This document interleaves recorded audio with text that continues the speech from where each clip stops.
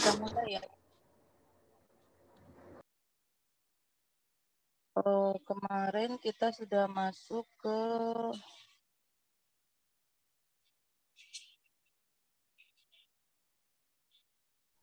ini. Ini ya. Kemarin kita sudah belajar tentang gimana cara menentukan besar sampel. Kalau sekarang gimana cara ngambil sampel gitu. Jadi bedakan, ini yang suka mahasiswa dilewatkan tapi ditanyain sama pembimbing dan sama penguji. Nih, biasanya nanya kayak gini. Kamu udah nentuin besar sampelnya berapa enggak? Sudah, Bu. Berapa? Misalnya 100. Pakai rumus apa? Rumus estimasi proporsi atau rumus Slovin atau apa gitu ya. Oh, dapat 100 ya, iya. Terus dari 100 itu populasinya berapa? Saya populasinya ada 1000. Oh, berarti sampelnya 100, populasinya 1000 gitu. Dipastikan bahwa populasi sama sampel adalah bagian dari populasi. Terus yang kedua, terus gimana kamu cara ngambilnya? Itu pasti kalian akan dapat pertanyaan itu. Kalau tidak ada tertulis dalam bab 3, dalam populasi dan sampel. Terus gimana cara kamu ngambilnya dari 1000, kamu ngambil 100 gitu. Ini kalau saya analogikan seperti misalnya, ini kan saya ada, misalnya ada Leni, ada Lutfia, ada Bu Nurmayanti, ada Rizky, ada Gilang, ada 13 orang. Saya mau mengambil 3 orang aja yang mau saya ikutkan dalam lomba statistik misalnya gitu. Berarti kan saya ngambil 3 dari 13 itu gimana caranya, ibaratnya gitu. Kalau saya lagi kasus di sini berarti kalau dari 13 anak saya mau ngambil 3 anak aja gimana caranya. Nah, itu pun pada saat penelitian kalian seperti itu. Pada saat kamu sudah mendapatkan besar sampel, misalnya dari populasi 1000, kamu sampelnya ketemu pakai rumus, nggak boleh sembarangan menentukan besar sampel, harus pakai rumus. Nah, ternyata ketemu 100. Nah, setelah itu bagaimana cara mengambilnya? Ini ada di poin sampel. Kalau di populasi kan kemarin udah dijelasin ya, populasi dalam penelitian ini adalah bla bla bla. Nah, kalau di sampel yang pertama adalah sampel itu berapa sih? 3 titik berapa ya? Nah, nah ini dia. 3.3.2 itu sampel. Nah, 3.3.2.1 berarti kalian ada rumus itu tuh, rumus besar sampel. Kemudian 3.3.2.2 itu cara pengambilan sampel. Nah, ini yang mau saya ajarin ya. Jadi jangan sampai di poin sampel itu cuma ada besar sampel aja, tapi harus ada cara pengambilan sampel. Nah, ini. Yang pertama ada sampel yang diambil secara random sama sampel yang diambil secara non-random. Ya, kalau yang random berarti semua elemen atau semua populasi itu, semua orang yang ada dalam populasi, semua berkas yang ada dalam populasi itu punya kesempatan yang sama untuk dipilih, gitu ya. Kemudian biasanya dapat merepresentasikan populasi dan hasilnya dapat digeneralisir ke populasi. Nah, kalau yang non-random biasanya tidak semua elemen di populasi itu memiliki probabilitas. Jadi karena dipilih yang non random itu kita milih gitu. Saya mau yang itu aja gitu. Jadi kesempatannya nggak sama gitu. Karena saya ada persyaratan-persyaratan kenapa pasien itu saya nggak mau, kenapa pasien itu saya mau gitu. Kemudian tidak merepresentasikan populasi dan hasilnya tidak dapat digeneralisir ke populasi. Ini kekurangannya dari yang non random. Nah, apa bedanya yang non random sama random tadi? Yang pasti berbeda adalah tadi pengambilannya. Kalau yang non random berarti nggak diacak, ya. Kemudian yang random itu diacak, semua orang punya kesempatan yang sama. Kayak misalnya di sini, saya mau milih ini saya mau milih yang ikut lomba statistik, misalnya saya Pak Anggi aja soalnya kenapa? Soalnya Anggi anaknya baik, misalnya gitu. Atau saya mau milih, nah kayak gitu itu artinya adalah yang non random gitu, karena semua orang tidak punya kesempatan tapi saya punya persyaratan gitu. Tapi kalau yang random saya nggak tahu nih yang terpilih tuh mau Rizky, mau Anggi, mau Sri Holifatur, mau Aksal gitu, saya nggak tahu. Yang penting saya acak keluar namanya siapa, jadi semua orang punya kesempatan yang sama gitu. Nah, sekarang saya jelasin dari yang pertama dulu, nanti kita lihat kasus kalian apa, nanti oh berarti saya ini ya Bu gitu. Nah, yang pertama adalah purposive atau judgmental sampling atau sampling pertimbangan. Kalau yang ini berarti pemikiran kita yang non random ya, berarti yang enggak diacak. yang tidak diacak. Pemilihan sampel dengan cara menentukan proses seleksi bersyarat atau sesuai tujuan. Peneliti memilih responden berdasarkan pada pertimbangan subjektif dan praktis bahwa responden tersebut dapat memberikan informasi yang memadai untuk menjawab pertanyaan. Misalnya, contohnya saya mau penelitian ini penelitian purposif ini tidak disarankan ya ininya pengambilan sampel menggunakan purposif karena benar-benar disesuaikan syarat sesuai dengan peneliti gitu. Jadi subjektif banget, misalnya saya mau penelitian di kantin tentang sanitasi makanan. Ah, gue nggak mau, itu musuh gue gitu. Nah, itu kan berarti purposif nih. Jadi saya nggak mau peneliti, nggak mau ngambil dia, soalnya males banget saya mau wawancara dia. Soalnya dia kan viral saya, apa namanya, versus sama saya nggak pro sama dia gitu. Saya nggak mau gitu. Atau saya mau itu aja, soalnya itu gebetan saya, kayak gitu misalnya. Saya maunya yang itu, soalnya itu kayaknya orangnya baik deh wajahnya, nggak seram, saya mau ini. Nah, itu artinya berarti pakai purposif gitu. Jadi subjektif dan praktis, intinya ingin enaknya peneliti gitu biasanya. Contohnya, kenapa purposif ini tidak disarankan? Contohnya misalnya kalian lagi penelitian ini, kalau misalnya mau pilkada, itu biasanya ada riset tentang elektabilitas pemimpin daerah, misalnya elektabilitas presiden. Nah, pertanyaannya misalnya tentang Presiden Jokowi apa-apa gitu. Nah, terus yang menjadi sampelnya adalah sampel purposif. Yang pertama adalah simpatisannya Jokowi. Kemudian yang kedua adalah saya nggak mau kalau yang kontra sama Jokowi gitu. Jadi harus simpatisannya. Terus yang kedua keluarganya Jokowi. Yang ketiga partai di bawah naungan Jokowi. Ya gimana, pasti kalau purposifnya seperti itu nggak disalahkan, itu tetap benar ngambil sampel seperti itu sesuai dengan permintaan peneliti, pengennya yang pro Jokowi, keluarganya Jokowi, sama di bawah apa namanya bendera Jokowi gitu. Nah, itu tidak salah, cuman akhirnya hasilnya apa? Hasilnya bias. Kenapa bias? Akhirnya kalau ngecek elektabilitas tapi sampelnya orang-orang yang suka semua dengan Jokowi, akhirnya jawabannya bagus dong gitu. Nah, itu yang biasanya kalian tertipu dengan hasil-hasil penelitian di TV itu karena ngambil sampelnya berdasarkan purposif gitu. Kayak misalkan Leni meneliti tentang kepuasan pasien di Puskesmas X, yang ditanyai adalah keluarga. Jadi saya mau itu soalnya keluarga yang punya karyawan di Puskesmas ini, pasti nanti jawabannya bagus-bagus kayak gitu. Oh itu ini nih punya pacar karyawan puskesmas ini kayak gitu. Nah, itu purposif seperti itu nggak bagus gitu, nanti hasilnya jadi bias gitu ya. Nah, ini yang pertama adalah purposif. Kemudian, nah ini kalau contohnya kayak gini, saya meneliti tentang ASI dan susu formula. Nah, kalau saya turun lapangannya ke ibu yang misalnya pendidikannya kurang, dia nggak tahu tentang ASI dan susu formula, betapa pentingnya ASI misalnya gitu. Nah, saya mau syarat, saya maunya orang-orang yang ini aja, pendidikannya tinggi aja, supaya saya hasil penelitiannya bagus. Nah, itu nggak bisa, gitu ya. Ini contoh yang purposif. Kemudian yang dua, kuota sampel yang diambil ditentukan oleh pengumpul data dan sebelumnya telah ditentukan jumlah yang akan diambil. Kalau jumlah tersebut sudah dicapai, si pengumpul data berhenti. Nah, jadi di sini misalnya biasanya saya sudah berangkat dari kampus sebelum ke puskesmas atau rumah sakit, saya punya jatah 100, saya nggak bisa ngacak, saya nggak punya sampling frame, nggak punya daftar populasi. 100, saya penelitiannya misalnya 20 hari, berarti 100 dibagi 20 itu berapa? 5. Nah, saya sehari cuma 5. Seharian saya 5, kalau sudah selesai dapat 5, itu berarti langsung stop. Jangan, lumayan saya bisa dapat hari ini 10 atau 20 gitu, nggak bisa. Harus dijatahin gitu. Ya, misalkan, aduh saya udah dapat 5, tapi kok pasiennya hari ini banyak banget ya, nggak bisa. Harus stop gitu. Gitu ya, misalkan saya baru dapat 3, tapi pasien hari ini sepi banget, ya harus penelitian sampai selesai gitu, karena udah dijatah gitu ya. Jadi ini contohnya kuota sampling, tidak diacak. Kemudian yang ketiga adalah incidental atau convenient sampling. Nah, ini contoh kalau judulnya siapa ya? Misalnya insidental itu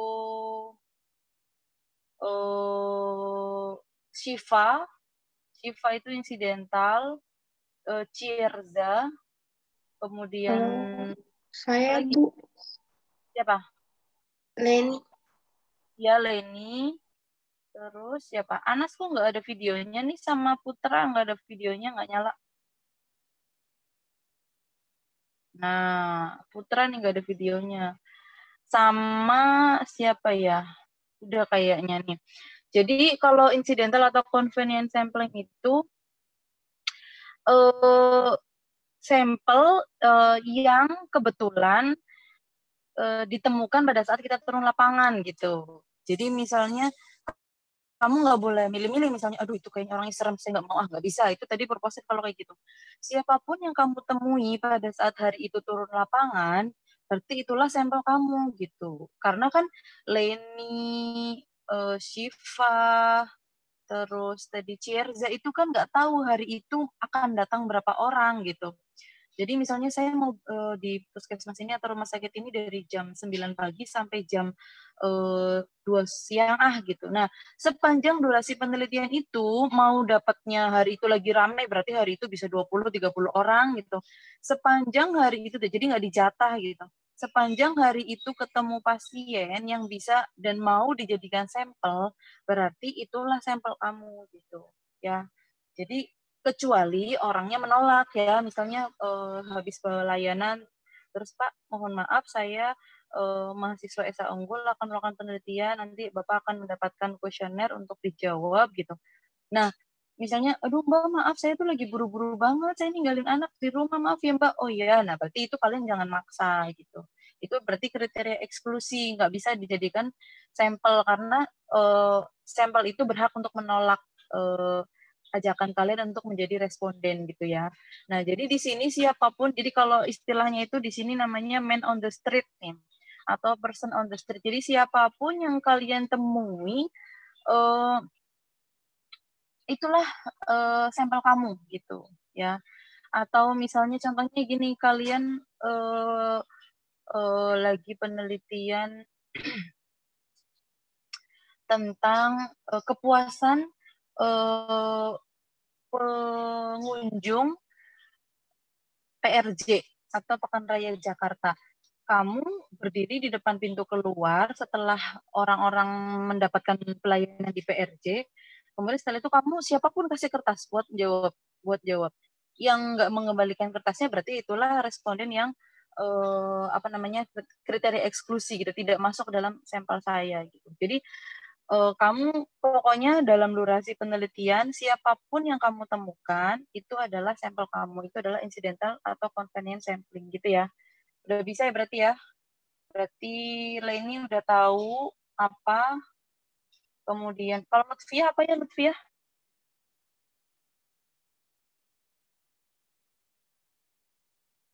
Lutfia suaranya nggak kedengeran. Ya Ibu, Ya Lutfia apa tentang apa? tentang motivasi belajar Bu. Kalau Lutfia nggak. Lutfia punya sampling frame. Jadi yang punya sampling frame itu harus pakai harus pakai yang random ya.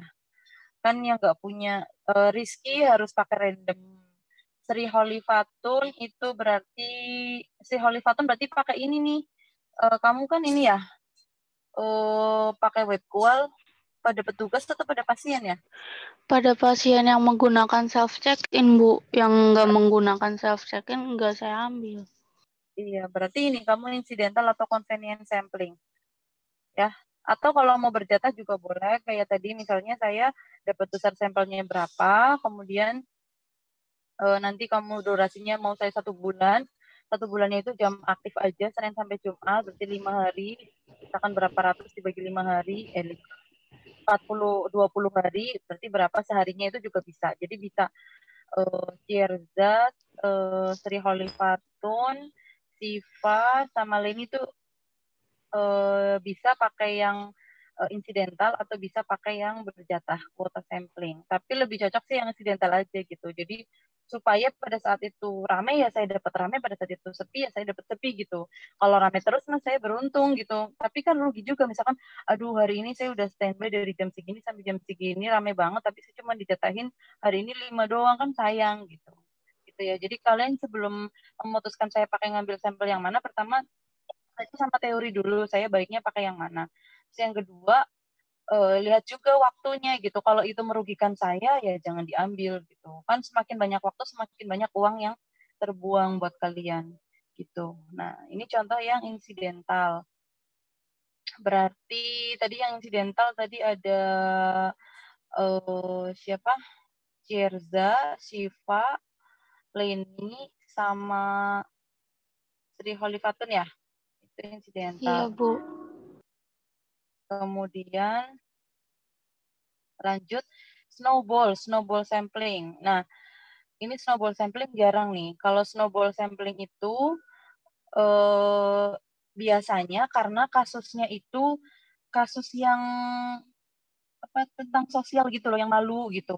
Jadi misalnya contohnya pengguna narkoba gitu kan, kita malu kalau ketahuan sebagai pengguna narkoba gitu. Gay, waria, orang dengan HIV/AIDS gitu biasanya. Atau kalau yang nggak malu itu biasanya ini nih apa namanya, apa sih namanya, saya mau ngomong tuh orang yang suka makan sayur terus, apa namanya, vegetarian gitu. Misalnya saya mau meneliti penelitian tentang orang-orang vegetarian, itu kan orang dengan sampel yang terbatas gitu, tapi nggak tersembunyi gitu, orang nggak malu untuk jadi vegetarian, cuman tersembunyi, saya nggak tahu mana yang misalnya di sini 13 orang antara lain Lutfia, Sri Holifatun, Gilang, mana yang vegetarian kan saya nggak tahu gitu.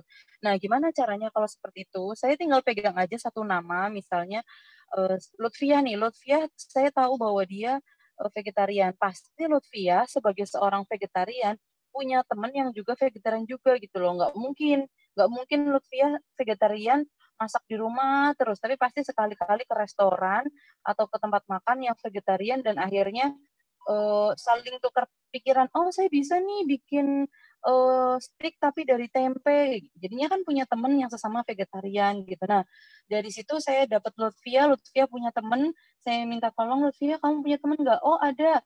Saya wawancarai lagi temannya Lutfia, ada temen nggak? Ada. Nah itulah snowball sampling gitu. Jadi seperti uh, bola salju gitu, dari yang kecil menggelundung sampai akhirnya menjadi besar. Saya cuma kuncinya punya satu orang aja sampai akhirnya bisa banyak gitu. Contohnya kayak misalnya gay gitu. Saya mau meneliti tentang laki-laki yang suka sama laki-laki, kan saya nggak tahu mana yang laki-laki suka laki-laki gitu. Secara kasat mata saya nggak tahu ini laki-lakinya mana. Saya nggak tahu nih Gilang, eh, Putra, apa Aksal gitu. Saya kan nggak tahu gitu. Nggak ada ya, nggak ada kan. Nah, saya nggak tahu, tapi saya tinggal pegang satu nama aja. Dari satu nama itu, antar gay itu pasti ada yang nggak mungkin lah gay hidup sendiri di dunia ini nggak punya temen gay gitu. Kenapa dia gay ya? Karena dia punya pasangan yang cowok juga gitu, ya kan? Nah, saya tinggal, kamu punya temen nggak yang gay juga? Ada Bu, 2 orang ada gitu. Soalnya gay biasanya pasangannya lebih dari satu gitu. Nah udah, saya minta 2 orang temennya, kamu punya temen gay lagi? Oh ada gitu. Udah, ada lagi nggak? Ada gitu. Jadi dari satu orang aja saya bisa dapat banyak. Itulah snowball sampling gitu. Biasanya untuk sampel yang tersembunyi atau sampel yang kasusnya terbatas gitu. Contohnya tadi vegetarian. Gitu. Kemudian lanjut, nah ini seperti ini, dari satu orang punya teman 2, kemudian saya dapat dua-duanya punya teman lagi gitu. Jadi beranak kayak MLM, multi apa level marketing. Nah kemudian, nah ini dia sampling jenuh, satu orang yang make, Anggi ya. Anggi make ini, pemilihan sampel di mana semua anggota populasi dijadikan sebagai sampel. Nah, nanti kalian semua kan tadi udah dapat nih, Leni, Cierza, dan lain-lain, udah tahu pilihnya yang mana. Jangan kalian tulis poin metode pengambilan sampel, cuman metode pengambilan sampel dalam penelitian ini menggunakan convenient sampling atau menggunakan sampling jenuh titik. Udah jangan begitu, kasih penjelasan. Kalau contoh Anggi misalnya, metode pengambilan sampel dalam penelitian ini menggunakan sampling jenuh di mana gitu, di mana seluruh populasi dijadikan sebagai sampel. Populasi dalam penelitian ini sebanyak berapa, misalnya sebanyak berapa sih Anggi? 15 misalnya ya, 15 berapa? Kamu tahu nggak berapa? Sekitar 16, Bu. Tepatnya 16. 16. Sebanyak 16 petugas SIM RM di Rumah Sakit Tebet. Nah, seluruh atau 16 petugas SIM RM tersebut dijadikan sampel dalam penelitian ini. Udah gitu. Kalau ditanya kenapa kamu putuskan sampling jenuh? Jawabannya apa, Anggi? Karena semua populasi dijadikan sampel, Bu. Terus kurang dari 30. Iya. Jadi karena sampel saya kurang dari 30, Bu. Jadi saya putuskan semua populasi saya kurang dari 30, Bu. Jadi saya putuskan karena saya bisa menjangkau ke 16 populasi tersebut, jadi saya ambil semua populasi gitu. Kalau ini Sri Holifatun, Cirza, kemudian siapa lagi? Leni, Shiva itu gimana? Kenapa kamu ngambil incidental atau convenient sampling? Selain ada penjelasan, nanti kalian pasti akan ditanya, kenapa kamu putuskan itu? Kenapa? Coba ada yang bisa jawab nggak? Yang pertama adalah karena saya tidak punya sampling frame, Bu. Jadi saya tidak tahu berapa orang yang akan datang di hari itu, gitu ya. Yang pertama itu. Terus yang kedua, karena saya mengambil semua pasien yang kebetulan ada pada saat saya penelitian gitu. Jadi saya tidak memilih-milih pasien gitu. Jadi saya siapapun yang saya temui pada saat saya turun lapangan itulah sampel saya, Bu gitu. Dan saya tidak dijatah tiap harinya. Jawabannya gitu ya. Kemudian ini sampling jenuh. Nah, selesai. Berarti yang random tadi sampai sampling jenuh ya. Ini yang random ini sampai sampling jenuh nih. Ini sampling jenuh. Kemudian kita mulai ke yang yang random, yang non random itu sampai sampling jenuh. Kalau yang random ini kita mau mulai. Random itu biasanya kalian punya sampling frame. Sampling frame itu apa? Sampling frame itu seperti daftar nama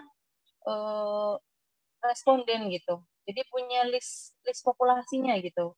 Ya, jadi bukan list sampelnya tapi list populasinya. Misalnya contohnya Rizky.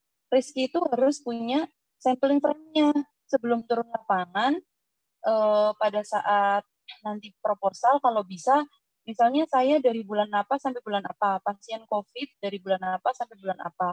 Itu harus sudah ada list tabel tapi jangan pakai nama ya, nomor sama nomor rekam medis gitu aja. Itu nama nomor rekam medis itu punya listnya. Misalnya ada 1.000 orang, itu harus dimasukin semua di Excel-nya.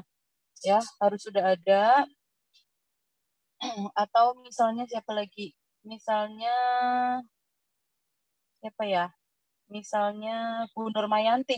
Bu Nurmayanti itu harus sudah ada nomor rekam medisnya pasien SC yang mau diambil gitu. Tapi populasi bukan sampel gitu ya. Jadi misalnya populasinya ada 1.000 orang, berarti ada listnya tuh nomor rekam medis pasien SC yang mau diambil inform konsennya gitu. Harus punya listnya. Terus siapa lagi? Lutfiah apalagi nih harus punya list nama-namanya semua mahasiswa yang mau diteliti dari angkatan 2000 sekian sampai angkatan 2000 sekian. Udah pegang ya? Nah, kemudian siapa lagi? Oh, siapa lagi ya? Anas tentang apa ya, Nas? Pelepasan informasi. Ya. Pelepasan informasi medis berarti Anas pakai yang non random ya, karena nggak tahu sampel mana yang akan datang ya. Saya kan literatur review, Bu. Oh, literatur review. Berarti yang literatur review itu Anas sama siapa? Bilang ya? Iya, Bu. Iya. Iya. Aksal. Kalau Aksal petugas apa? Kami akan pakai TAM. Simpus, Bu. Ya. Pada petugas simpus berapa ratus berarti itu Aksal udah punya ya daftar populasi nama-nama petugasnya ya. Kalau ini Aksal nggak perlu tutup namanya. Munculin namanya nanti diacak gitu ya. Kemudian Putra gimana Muhammad Nur Ikhwan? Gimana kamu? Saya Bimbingan evaluasi lagi bab 1-2. rekam medis. Kenapa, Bu? Kamu belum bimbingan lagi bab 1-2. Iya. Itu Udah. Kenapa, Bu? kamu berarti pakainya yang random karena kamu berkas rekam medis kan? Iya, Bu, benar. Iya, itu berarti kamu harus punya list populasinya, gitu ya? Iya, siap, Bu. Terus siapa lagi? Ya. Udah. Nah, lanjut berarti saya mau jelasin yang simple random sampling.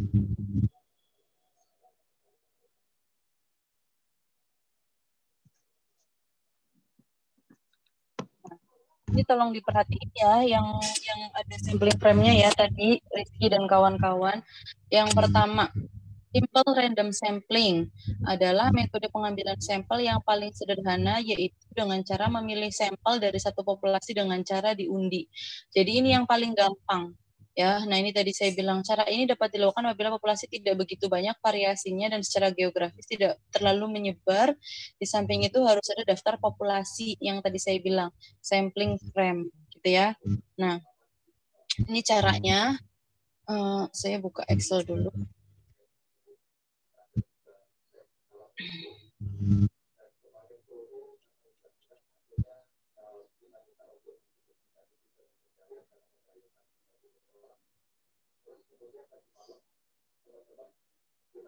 Nah, caranya adalah misalnya pertama tentukan populasi studi dulu, siapa yang mau jadi populasinya. Kemudian buatlah sampling frame. Nah, ini PR nih semuanya, Rizky, siapa? Sri Holifatun, kemudian Aksal, Bu Nurmayanti, ini PR nih, harus bikin sampling frame atau list daftar populasi.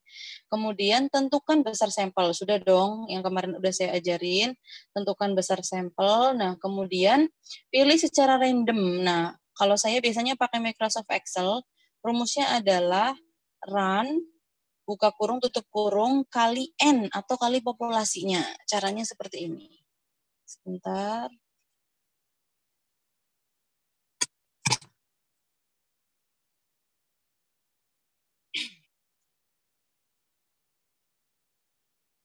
Nah, ini pertama kamu bikin nomor responden dulu. Kemudian kalau Bu Nurmayanti dan kawan-kawan itu berarti nomor RM, tapi kalau siapa Aksal nama pasien nama petugas aja langsung. Kalau itu juga siapa tadi yang motivasi? Yang motivasi Lutfiah ya? Lutfiah bukan? Yang judulnya motivasi. Halo. Lutfiah mana? Lutfiah kok hilang? Lutfiah motivasi kan? Kalau Lutfiah, Aksal itu harus namanya, nama pasien, nama petugas SIM RM. Kalau Lutfiah harus nama mahasiswanya ya. Kalau Bu Nurmayanti nomor rekam medisnya. Jadi kalian harus tahu ya, jangan sampai data pasien dibuka gitu intinya. Terus siapa lagi? Rizky juga nomor rekam medisnya, jangan nama pasien. Nah, misalnya ya ini saya ada berapa misalnya? Saya ada 50 misalnya. Ada 50 populasi. Nah, kayak gini. Nomor RM-nya saya ngarang aja ya. Ini ya, misalnya kayak gini. Ada 50 populasi pasien. Nah, caranya kayak gini dulu. Ini tolong diperhatiin. Kita pakai rumus sama dengan run RAND buka kurung tutup kurung kali populasi. Tadi kan ada 50 sama dengan gitu. Nah, kita misalnya jumlah sampelnya dari 50 populasi kamu butuh 20. Berarti di sini kamu bikin 1 2 di sini deh sebelah sini. 1 2.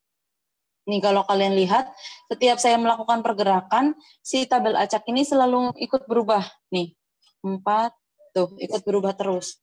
Ini saya bikin sampai 20. Jadi gimana solusinya supaya nggak berubah-berubah? Jadi pertama komanya saya buang dulu, karena nomor responden nggak ada koma, ya, jadi nggak ada 23, sekian.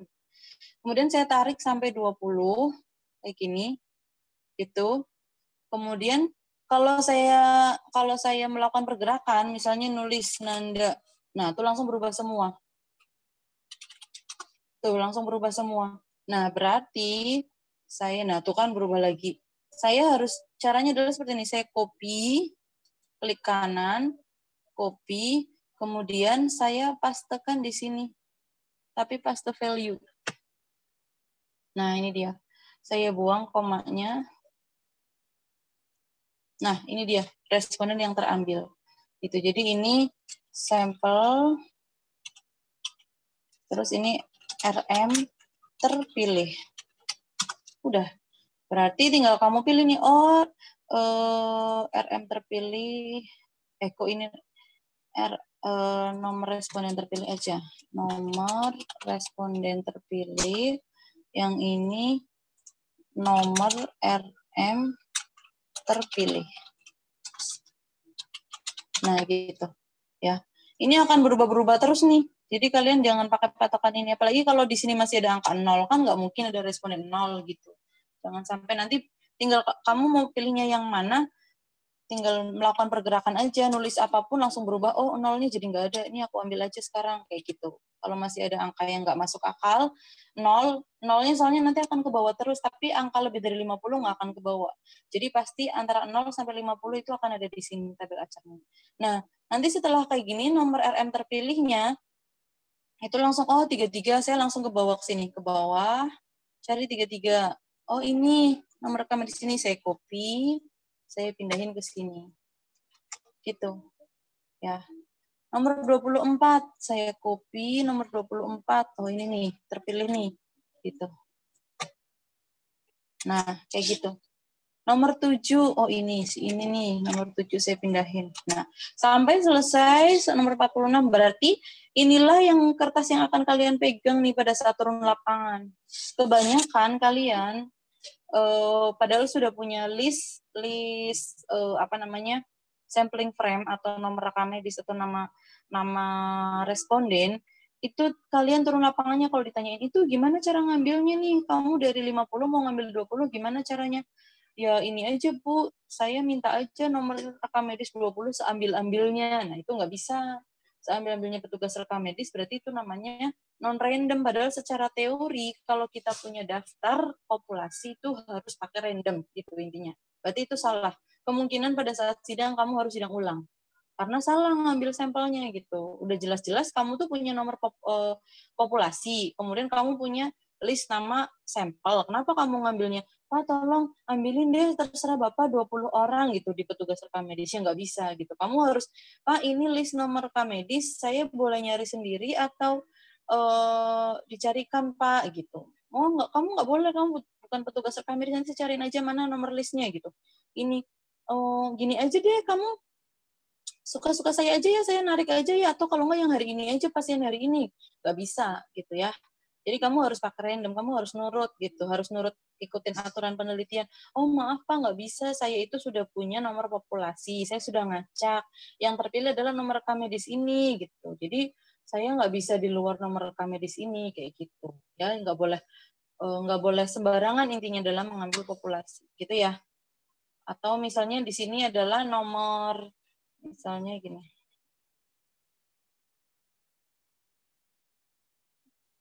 Misalnya di sini nama orang, nama mahasiswa gitu ya. Nah, itu pun kayak gitu tadi pada saat kepilih, si ini angkatan sekian, si ini angkatan sekian gitu. Contohnya Lutfiah ya. Nah, itu harus dipastikan gitu. Nggak boleh misalnya yang terpilih itu jadi sampel saya adalah si A dari angkatan 2018 gitu. Terus kamu rubah menjadi si B yang penting sama-sama 2018, itu nggak bisa gitu. Jadi harus orang yang terpilih yang harus mengisi. Itu ya. Paham ya? Ini contoh untuk yang simple random sampling. Nah, sekarang yang kedua, ada systematic random sampling.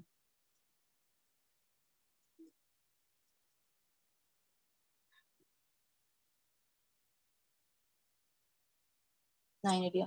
Systematic random sampling. Metode pemilihan sampel secara sistematik dengan cara menentukan lebih dulu angka kelipatannya. Jadi, angka kelipatannya atau intervalnya itu rumusnya adalah N besar dibagi N kecil. Jadi, populasi dibagi jumlah sampel yang dibutuhkan. Gitu ya. Nah, contohnya yang ini nih. Mana tadi? Nah, ini dia. Misalnya saya ada 20 orang nih, ada 20 orang, nama dokter, dokter Dini, dokter Ella, dokter Rita, dan seterusnya, 20 orang. Kemudian saya tentukan intervalnya dulu. Intervalnya itu adalah jumlah populasi dibagi sampel. Saya butuh sampel dokter itu adalah 5. Berarti 20 dibagi 5. Gitu ya. 4 ding, saya butuh 4. Saya butuh 4 dokter, berarti 20 dibagi 4, saya punya interval 5. Gitu ya, paham ya? Nah, gini, saya punya pilihan ini terserah peneliti nih. Saya mau mulai dari angka ganjil atau angka genap. Kalau angka ganjil berarti responden nomor 1 terpilih. Ya. Kemudian tambah 5, 6 responden nomor 6. Kemudian tambah 5, 5 tambah 6, 11. Oh, berarti responden nomor 11. Kemudian 11 tambah 5, 16. Oh, berarti dokter yang terpilih dalam penelitian saya dari 20 dokter adalah dokter nomor 1, dokter nomor 6, dokter nomor 11, dokter nomor 16. Kalian nggak boleh rubah-rubah di sini. Jangan sampai, aduh ini ternyata dokter Toha orangnya galak, saya ganti. Ini nomor 11-nya dokter Lukman aja, tuker dokter Toha ke bawah, nggak bisa. Pada saat kamu menentukan ini, itu harus sudah fix, nggak boleh dirubah-rubah lagi gitu. Ya, jadi di sini harus sudah fix. Kamu tentukan nomornya mau ganjil atau genap. Kalau ganjil berarti 1 tambah 5, tambah 5, tambah 5. Oh, responden 1 siapa? Bu Dini. Responden 6 siapa? Bu Rina. Responden 11, Dokter Toha. Responden 16, Dokter Yusrizal. Oke, berarti 4 dokter ini yang akan saya jadikan sampel atau responden. Nah, kalau saya mulai dari genap, tinggal mulai dari 2. 2 tambah 5, 7, 7 tambah 5, 12, 12 tambah 5, 17. Oh, berarti dokter nomor 2, dokter Ella, kemudian nomor 7, dokter Santi, dokter Lukman, dokter Tanto. Nah, pasti kalian bingung. Terus saya pilih, kalau dilihat tadi, antara simple sama sistematik itu kayaknya pembedanya cuman interval ya. Ada interval sama ngacak. Terus kapan saya harus memutuskan pakai sistematik atau saya pakainya yang simple aja gimana, Bu? Gitu. Nah, kekurangan dari simple random sampling itu yang ini nih. Jadi kalau simple random sampling itu angkanya ngacak. Ini lihat respondennya dari responden 1 sampai 20 berdasarkan tabel acak, ternyata angkanya seperti ini. Angka acaknya seperti ini. Nah, setelah saya pindahin responden terpilih nomor 19, 20, 7, 11. Ini kenapa beda? Karena tadi ya, yang ini tuh angka acaknya berubah-berubah terus. Jadi pada saat saya print screen layar ini, saya copy yang ini, dipindahin, ternyata angkanya berbeda. Yang penting ini, intinya kamu tahu nih, ini adalah angka yang berubah-berubah. Saya copy, kemudian paste value, dipindah ke sini menjadi nggak berubah-berubah. Nah, ternyata 19, 20, 11. Kalau kalian lihat, dari angka 1 sampai 10, yang terwakili hanya Dokter Santi. Dari 11 sampai 20 itu yang terwakili sampai 3 orang nih, Dokter Wita, Dokter Dedi, sama Dokter Toha. Nah, kalau kita pakai yang sistematik, itu lihat dari 1 sampai 5 ada keterwakilan Dokter Dini, kalau di sini Dokter Ella kalau di genap. Dari 6 sampai 10 ada keterwakilan. Di sini Dokter ini, di sini Dokter Santi. Dari 11 sampai 15 ada keterwakilan. Dari 16 sampai 20 ada keterwakilan. Jadi tahu apa bedanya? Coba apa bedanya? Kalau sistematik itu merata. Ya, misalnya kamu ada 1000. Dari 1 sampai 10 ada perwakilannya, 10 sampai 20 ada perwakilannya, 20 sampai 30 ada perwakilannya gitu. Jadi lebih merata nih sampel yang terpilihnya gitu. Jadi kamu lebih representatif lah intinya gitu. Intinya kayak misalnya saya ini ada 13 orang, responden 1 itu misalnya Cirza sampai terakhir, oh ini baru masuk ya, Susilawati nih. Nggak nyala lagi videonya. Halo, Susilawati. Halo. Halo, Susilawati mana ya? Silakan dinyalain. Lagi di jalan, Bu. Ya, silakan dinyalain Iya, Bu, bentar, videonya Bu. sama yang. Jadi kayak misalkan di sini keterwakilannya antara nomor 1 sampai nomor berapa orang sih ini kita yang lagi join? Sampai 16 orang, itu kesempatannya merata gitu antara nomor 1 sampai nomor 3, 3 sampai 6, 6 sampai 9 gitu. Jadi merata gitu. Kalau yang systematic random sampling. Tapi kalau yang simple random sampling, jangan-jangan dari 1 sampai 1000 kebanyakan di angka 500-an, 1 sampai 500-nya sedikit. Itu kekurangannya dari simple random sampling. Gitu ya. Terserah di sini kalau mau pakai simple monggo, kalau mau pakai sistematik monggo tuh antara Lutfiah mana tadi? Rizky, Nurmayanti itu monggo. Nah, setelah ini tapi saya mau jelasin yang lain. Nah, setelah sistematik ada stratified random sampling. Nah, kalau stratified itu kenapa? Apa bedanya dengan simple dan sistematik? Biasanya kalau sampel saya punya strata. Contoh kasus di sini yang sudah saya temukan itu kasusnya Lutfiah. Lutfiah itu harus pakai stratified random sampling. Kenapa? Karena dia punya strata-stratanya adalah atau kelompok-kelompoknya adalah angkatan, ya.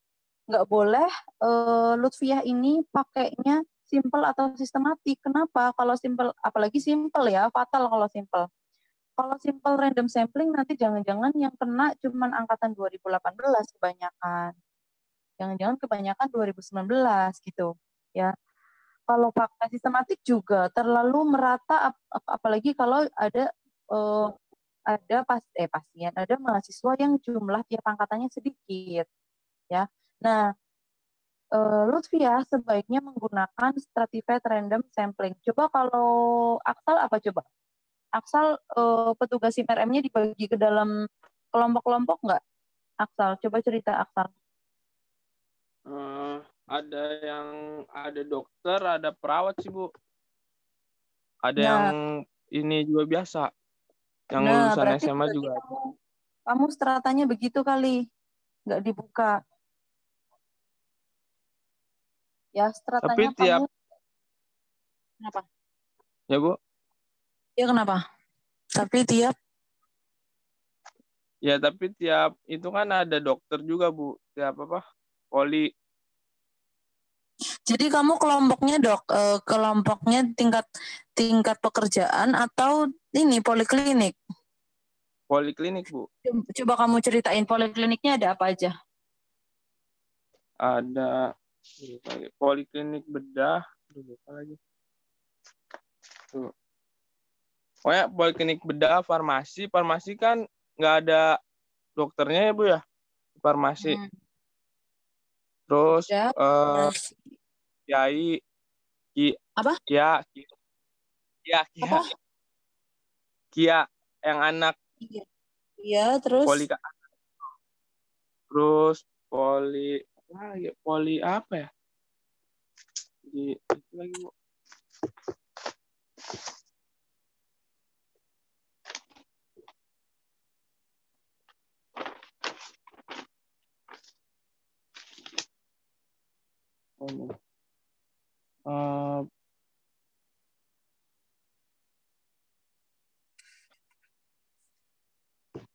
Poli gigi. Sabar.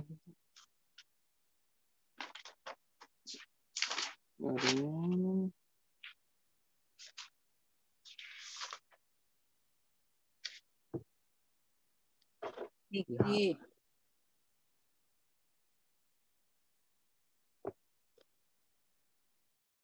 Terus kamu total populasinya ada berapa? 120, Bu. 120. Kamu kan di puskesmas ya kalau nggak salah ya? Iya, Bu. Puskesmas ada bedahnya? Coba lalu saya lupa ininya Bu. Di pakai HP semua.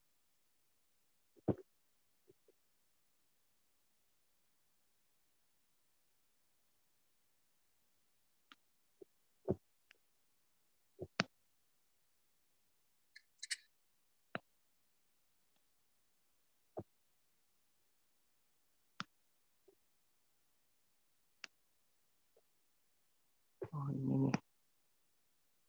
Ada poli PTM, poli umum, poli anak, poli fisioterapi, poli akupressure, poli lansia, poli haji, poli UBM, poli HR, IMS, IFA, dan Keswa, poli TB, poli gizi, poli KI, poli KA, poli KB, KI apa?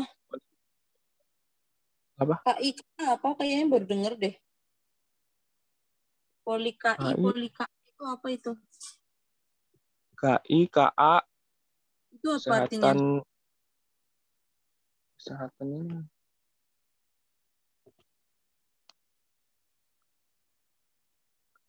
Ayo, nanti kalau ke sidang ditanyain KI itu apa KA? Nggak bisa, ini harus dicari tahu. Tahu saya sih KI kalau di ini. Kalau di puskesmas, kesehatan ibu dan anak. Tapi kalau KI saya nggak tahu sama KA. Nah, terus dari masing-masing poli ini ada berapa? Berapa orang? Coba sebutin. Bedah farmasi misalnya aja, sekitar berapa orang? Sekitar 1, 2, 3,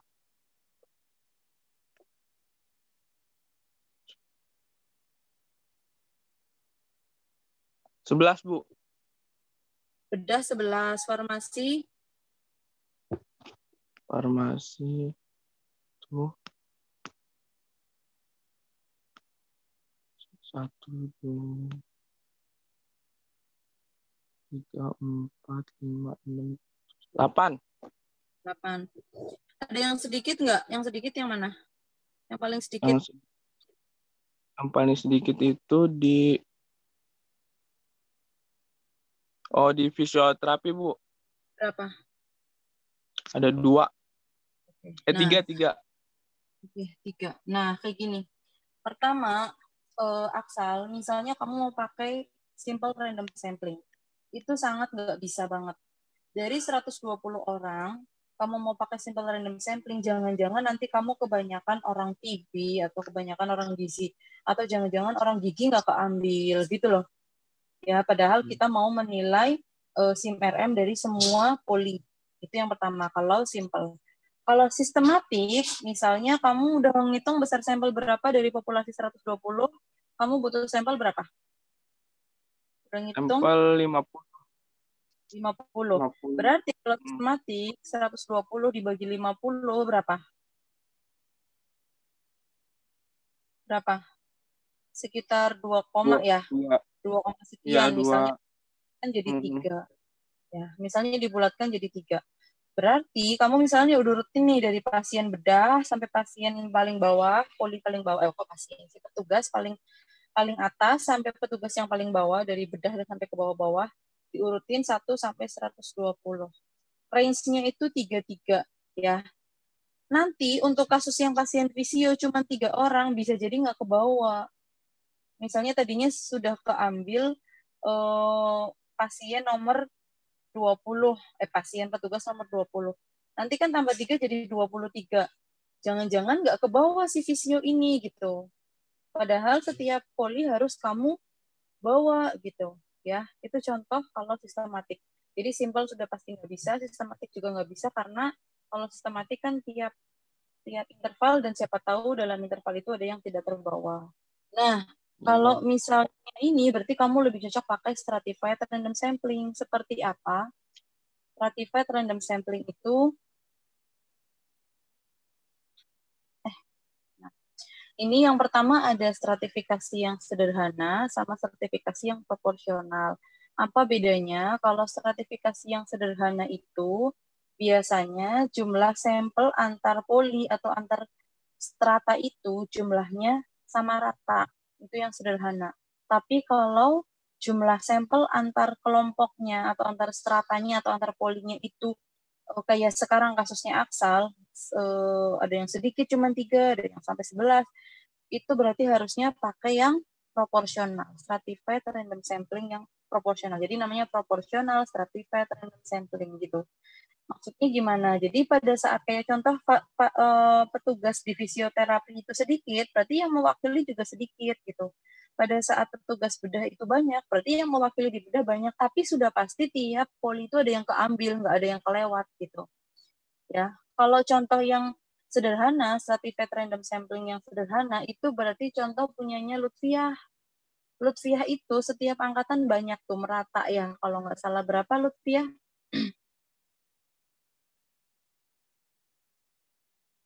Halo Lutfiah.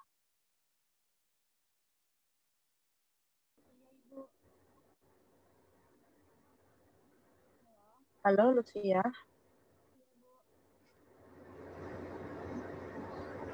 Halo, Ya. ada yang angkatan 2018 ada 125, yang 2019 ada 192. 192. Terus angkatan 2020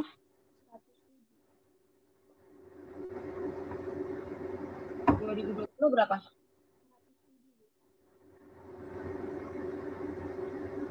Halo? 2020 berapa? 107. Kedengeran suaranya. 107, Bu. 100? 107. 107. Berarti 125, 192 sama 107. Nah, kalau yang sederhana seperti ini contohnya. Jadi jumlahnya sama merata. Nah, sampel yang dibutuhin itu kan populasinya ada 600. Dia butuh sampelnya itu butuh 300 orang. Berarti 300 orang sampel yang dibutuhkan dibagi 6 stratanya atau 6 kelompoknya. Berarti tiap kelas saya butuh 50. Nah, kasusnya Lutfiah, populasinya ada berapa ini? 125 ditambah berapa? 192 ya, yang antara yang angkatan 2019. Berapa tadi? 192 bukan? Berapa? 192. 192. Berarti berapa ini? 17, 14, 424 populasi. Kamu ada tiga angkatan atau 3 kelompok. Kemudian kamu butuh sampelnya ada berapa? Udah ngitung rumus besar sampelnya? Sekitar 200-an, Bu. Kalau dikali 5%. Berapa intinya? Kamu sebutin angka butuh berapa orang? 200? Halo? Iya, Bu. 200. Berarti 200 dibagi 3. Ini contohnya ya. Nih. Angkatan 2018, 2019, 2020. Populasinya 2018 itu 125, 2019 192, ini 2019-nya yang nanti mau dikurangi mahasiswa RPL itu angkatan berapa ya? Yang RPL 2000 yang katanya Ibu mau kasih nama-nama 2018 19. 19. Suaranya putus-putus ya. 2000 berapa? 2019, Bu. 2019. Berarti ini kebanyakan ya. RPL itu sekitar 50-an. Berarti saya kurangi 50 ya. Halo. Ya, halo, Bu. Misalnya 142. Nah, berarti kamu di sini total populasinya ada 374. Ini angkanya cukup, ini nih nggak terlalu jauh-jauh banget nih. Berarti kamu butuh sampel,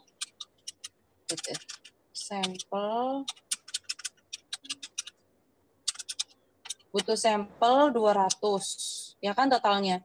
Kamu harus membagi 3 kelompok, berarti sama dengan 200 dibagi 3, sekitar 60 sekian. Nah, berarti di sini kamu ambil misalnya 67, sini 67, 67. Nah, ini kamu jumlahin pasti jadi 200, gitu kan?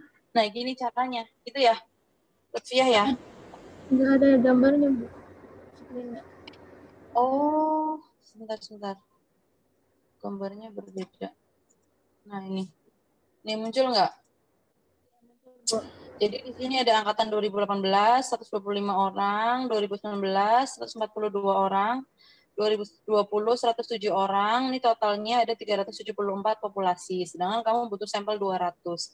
Berarti 200 dibagi 3 angkatan nih. Angkatan pertama, angkatan kedua, angkatan ketiga. Jawabannya adalah 66. Kita buletin 67, angkatan 2018 diambil 67 orang, angkatan 2019 diambil 67 orang, angkatan 2020 diambil 67 orang.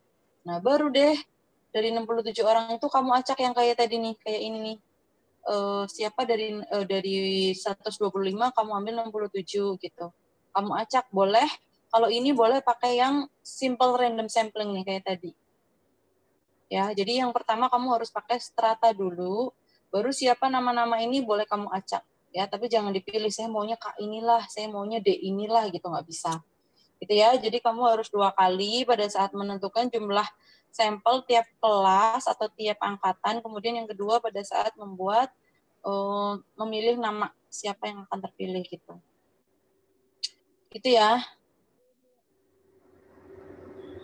Nah, berarti kalau kasusnya Aksal itu harus menggunakan yang ini nih. Sebentar, saya share screen dulu. Nah, ini. Aksal berarti harus pakai yang stratified proportional stratified random sampling. Kenapa? Kasusnya kayak Aksal, contohnya fisioterapi terlalu sedikit, ada 3 orang doang. Ini contohnya di sini. Kalau tadi kan punyanya Lutfiah, setiap angkatan 100-an, sedangkan saya butuhnya cuma 67, jadi bisa keambil. Misalnya punyanya Aksal, setiap poli itu ada yang sedikit banget, contohnya fisioterapi. Nah, kalau ternyata saya bagi jumlah, kamu kan 120 butuhnya 50. Berarti 50 dibagi berapa belas tuh? Berapa belas poli? Ya. Setelah dibagi, ternyata ada yang nggak mencukupi. Misalnya setidaknya satu poli butuh 4 orang. Berarti si Visio nggak keambil dong. Si Visio susah dong. Gimana? Cuman ada 3 orang, tapi butuhnya 4 gitu. Itu contoh kasusnya Aksal ya. Sama yang lain kalau berarti saya begitu juga kayak gitu. Ya, ini contoh saya kasusnya pakai yang Aksal. Berarti Aksal ini harus menggunakan proportional stratified random sampling. Kalau ditanyain kenapa kamu pakai itu, yang pertama saya punya strata, Bu. Strata saya adalah poli. Kenapa nggak dibikin simple random sampling atau sistematik? Kalau pakai itu takutnya ada poli yang tidak terpilih gitu, poli yang tidak terambil gitu. Ya, contohnya nanti Bu Nurmayanti juga pahami nih, Bu Nurmayanti pakai yang mana nanti ya.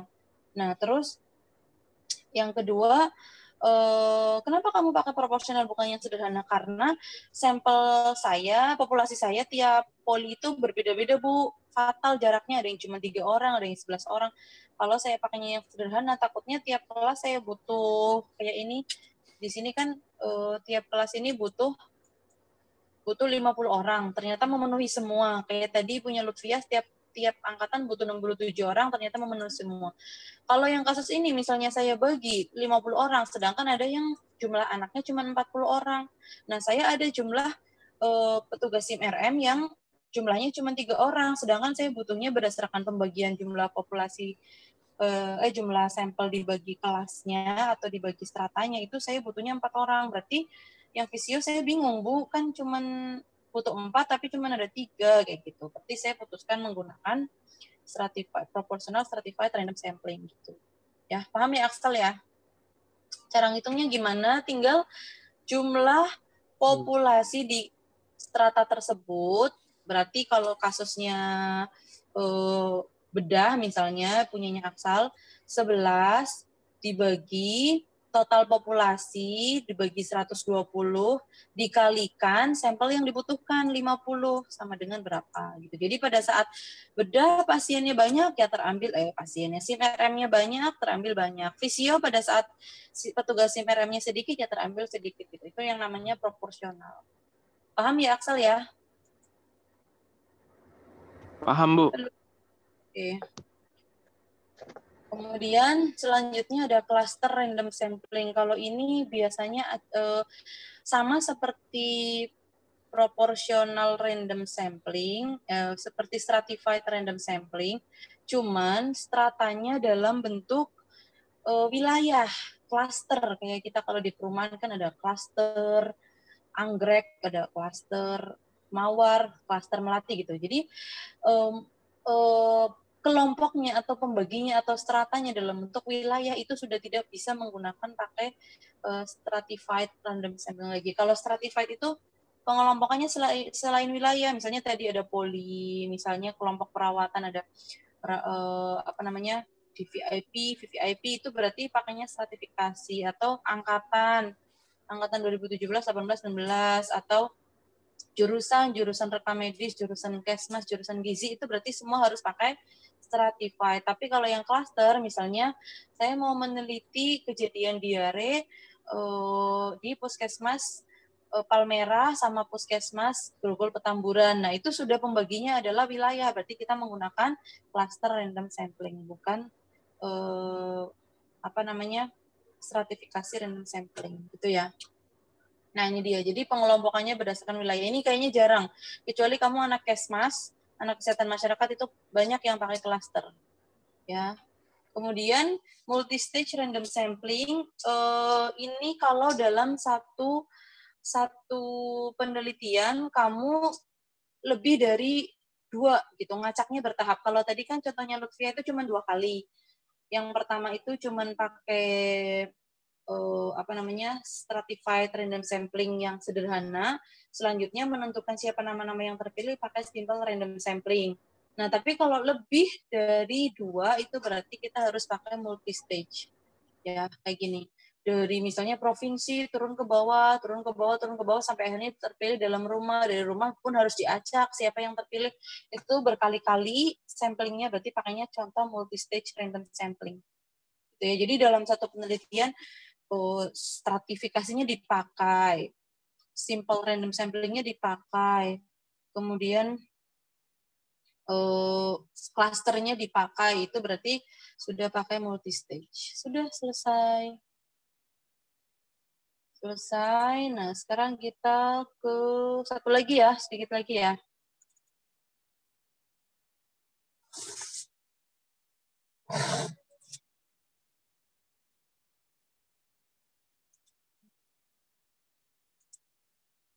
Bu, tapi saya mau nanya, Bu. Ya, boleh. Tadi Kenapa? pas sudah dapat angka apa sih stratanya itu pakai yang strata, nanti habis itu milih diacak sendiri, Bu. Saya milih pegawai Itu, siapa aja gitu, nggak pakai rumus. Pakai simple random sampling tadi dari 3 orang yang terpilih kamu acak pakai simple random sampling gitu.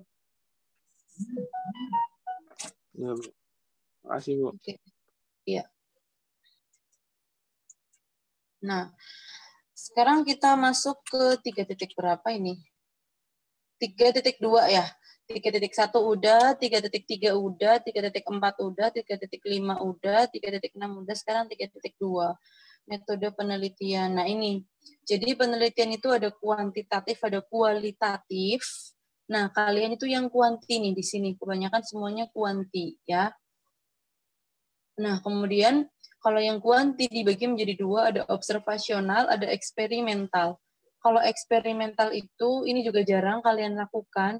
Jadi kalau observasional itu kita kayak jadi penonton. tidak melakukan treatment sama sekali terhadap responden. Contoh kalau yang eksperimental itu misalnya kalian, saya pengen tahu, waktu itu Bu Lili pernah tuh eksperimental. Saya pengen tahu apakah ada perbedaan karyawan di sebuah rumah sakit, apakah ada perbedaan hasil analisis atau kelengkapan setelah diberikan pelatihan cara mengisi resume medis dengan hasilnya itu semakin lengkap atau enggak gitu. Jadi kita memberikan eksperimen berupa pelatihan, ini loh cara ngisi resume medis seperti ini gitu. Nah, berarti itu eksperimen. Mana? Kok hilang?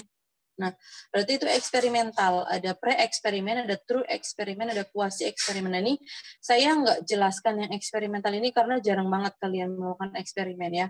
Jadi kalian pakai yang observasional, ada deskriptif, ada analitik. Nah, apa bedanya? Nah, ini dia. Saya jelasin dulu tadi yang kuantitatif. Yang kuantitatif, kalau kuantitatif itu yang tadi harus menggunakan analisis statistik gitu, makanya harus bisa SPSS nanti gitu ya. Sekarang lagi belajar PI ya. Kemudian sampelnya biasanya banyak gitu. Ini biasanya yang kuantitatif. Jadi nanti kalian di metode penelitian ini menggunakan pendekatan kuantitatif. Tuh dicatat gitu ya. Di mana apa-apa jelasin. Metode kuantitatif, pendekatan kuantitatif itu apa. Kemudian observasional, desainnya observasional. Nah, jelasin observasional di mana penelitian ini tidak melakukan intervensi apapun atau perlakuan terhadap sampel gitu. Jadi saya kayak jadi penonton, nonton aja. Mau rekam medisnya lengkap atau enggak, mau pasiennya puas atau enggak, saya nggak ngasih treatment apapun gitu. Jadi saya melakukan penelitian dengan desainnya observasional gitu ya. Kemudian ada satu lagi 3, deskriptif. Nah, kalau deskriptif itu hanya menggambarkan. Gitu. Jadi di sini analisisnya menggunakan analisis deskriptif. Jadi tadi ada pendekatannya kuantitatif, kemudian observasional, dan analisisnya menggunakan analisis deskriptif. Jelasin analisis deskriptif adalah bla bla bla bla. Gitu. Adalah penelitian yang hanya melihat gambaran fenomena tanpa menarik kesimpulan dengan uji hipotesis itu kayak gitu. Nanti kalian cari teori, jangan ngikutin kata-kata saya. Kamu harus cari di buku bahwa analisis deskriptif itu artinya apa. Nanti berarti ada sitasinya di poin itu, di poin method. Nah, kalau analitik yang tadi lawannya dari deskriptif, jadi harus ada sebuah analisis statistik. Jadi ada penarikan kesimpulan. Ini kalian nggak pakai analitik, stop di deskriptif aja. Jadi jangan sampai ada kata-kata analitik nih di KTI kalian ya. Nah, ini tadi eksperimen kalau melakukan intervensi atau memberikan perlakuan. Yang tadi ini kualitatif. Kalau kualitatif itu biasanya sampelnya sedikit, kemudian tidak menggunakan prosedur statistik. Nah, pilihannya ini nih, ada etnografi, studi kasus, ground theory, fenomenologi, etnometodologi. Ini kalian nggak ada kan yang kualitatif kan? Nggak ada kan ya? Nah, nggak ada, berarti saya lewatin aja ya. Oke, selesai. Ada yang mau ditanyakan? Ada yang mau ditanyakan nggak? Ibu, saya boleh nanya tentang kuesioner nggak, Bu? Iya, boleh. Kan saya udah dapat kuesionernya. Terus saya ambil dari penelitian orang juga, udah valid. Terus nanti kalau saya pakai, harus saya uji validitas lagi, Bu? Jadi gini, uji validitas dan reliabilitas itu dipakai kalau alat ukur yang kita gunakan atau kuesioner yang kita gunakan itu belum dilakukan uji validitas gitu. Ini kalau saya analogiin kayak gini, saya punya tensimeter. Tensimeter saya sudah saya kalibrasi, udah diuji validitas ya, istilahnya dikalibrasi itu adalah diuji validitas dan reliabilitas. Saya pinjemin ke Leni, berarti Leni tidak perlu melakukan uji kalibrasi, nggak perlu saya cek ke badan meteorologi untuk dikalibrasi lagi gitu, nggak perlu saya uji analisis validitas dan reliabilitas lagi. Kalau sudah saya sudah dijelasin bahwa ini tensi saya sudah dikalibrasi nih gitu. Tapi Leni melakukan kalibrasi jika Leni membuat tensi sendiri gitu. Kayak contohnya itu tuh apa namanya yang buat suhu. Kan awalnya suhu itu termometer itu yang ditaruh di ketiak ya, pakai air raksa. Ini saya mau menciptakan sendiri nih termometer, nggak pakai air raksa lagi, saya nggak taruh ketiak lagi, cukup ditembak kepalanya. Berarti kan itu sama-sama mengukur suhu tubuh, tapi yang satu pakai ditembak, yang satu pakai taruh di ketiak. Nah, yang selama ini sudah terkalibrasi kan yang ditaruh di ketiak. Nah, saya menciptakan nih sebuah alat pendeteksi suhu tubuh, tapi pakainya ditembak. Nah, itu berarti harus di validitas dan reliabilitas. Karena Leni menciptakan alat ukur baru gitu. Tapi kalau misalkan saya pakai alat ukur yang tembak ini, sudah ada orang ini melakukan uji validitas dan reliabilitas atau uji kalibrasi, ya berarti dipakai aja, tinggal dipinjam ibaratnya gitu. Ya. Gitu. Ibu, misalnya, ya. Berarti saya bisa ada pilihan pertama ambil punya orang terus nggak usah diuji lagi karena udah ada uji validitasnya. Yang kedua bisa buat sendiri kuesionernya tapi harus diuji lagi ya, Bu.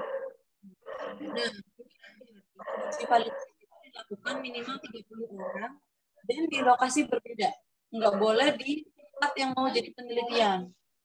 Minimal 30 orang dan harus berbeda dari tempat penelitian. Jadi misalnya saya mau penelitiannya di Rumah Sakit Patra IKKT. Saya uji validitas dan reliabilitasnya nggak boleh pakai Patra IKKT gitu. Saya harus di rumah sakit lain tapi yang sejenis, sama-sama tipenya, sama-sama akreditasinya, sama-sama apanya gitu. Tipenya sama, jangan misalnya Patra IKKT satunya lagi saya uji validitasnya di Rumah Sakit Fatmawati ya, nggak apple to apple gitu. Fatmawati kan rujukan nasional gitu, jadi nggak bisa gitu. Nah, itu kekurangannya kalau kamu bikin kuesioner baru, itu harus uji validitas dan reliabilitas, minimal 30 orang, dan di lokasi penelitian yang berbeda, nggak boleh sama. Dan nggak boleh 30 orang itu lanjut menjadi sampel saya, itu nggak boleh. Jadi 30 orang itu setelah kita uji validitas, harus dibuang, nggak bisa dipakai lagi. Gitu. Jadi kita mulai dari nomor 1 lagi di tempat penelitian kita. Gitu. Jadi kayak, siapa lagi tadi, Sri Holifatun itu pakai webwall, diharapkan supaya kamu nggak repot uji validitas dan reliabilitas, langsung aja pakai kuesioner yang sudah ada keterangan di dalam penelitian dia atau di dalam hipotesis dia. Penelitian kuesioner ini sudah diuji validitas dan reliabilitas dengan nilai Cronbach alpha sekian, nilai R-nya sekian gitu. Udah, itu udah cukup kuat. Jadi seperti saya meminjam tensi tadi, tensi yang sudah dikalibrasi, saya pinjam, jadi nggak perlu validitas dan reliabilitas gitu. Ya, jadi Aksal kan TAM. Cari aja kuesioner yang sudah jadi gitu, jangan kamu bikin baru gitu. Biasanya bikin baru itu kalau nyaplok-nyaplok, misalnya saya tangible-nya pakai ini, ngambil dari penelitian siapa, reliability-nya pakai ini, empatinya pakai ini, nyaplok-nyaplok, ngambil-ngambil, itu harus pakai uji validitas dan reliabilitas. Mending pakai satu orang, kita pakai paling yang kayak misalkan punyanya Sri Holifatun. Tadinya webwall di kita, misalnya penelitian kita webwall di rumah sakit, orang itu webwall di puskesmas, ya tinggal diganti aja kata-kata puskesmas diganti rumah sakit gitu, kayak gitu aja. Misalnya tadinya webwall tapi pada SIM RM gitu, ternyata Sri Holifatun webwall tapi pada sistem pendaftaran, ya udah tinggal diganti SIM RM-nya, diganti sistem pendaftaran gitu. Jangan mengganti kalimat yang lain kecuali hal yang ditelitinya gitu. Itu aja ya. Jadi buat mengurangi aktivitas uji validitas lumayan loh, bisa berbulan-bulan kamu bikin kuesioner, turun lapangan 30 orang, terus diuji validitas. Kalau nggak uji validitas harus mundur, balik lagi, revisi lagi kuesionernya, kalau nggak valid, kalau nggak reliable, lumayan. Mending kamu ngambil yang sudah ada aja. Gitu ya. Terus ada lagi yang mau ditanyakan?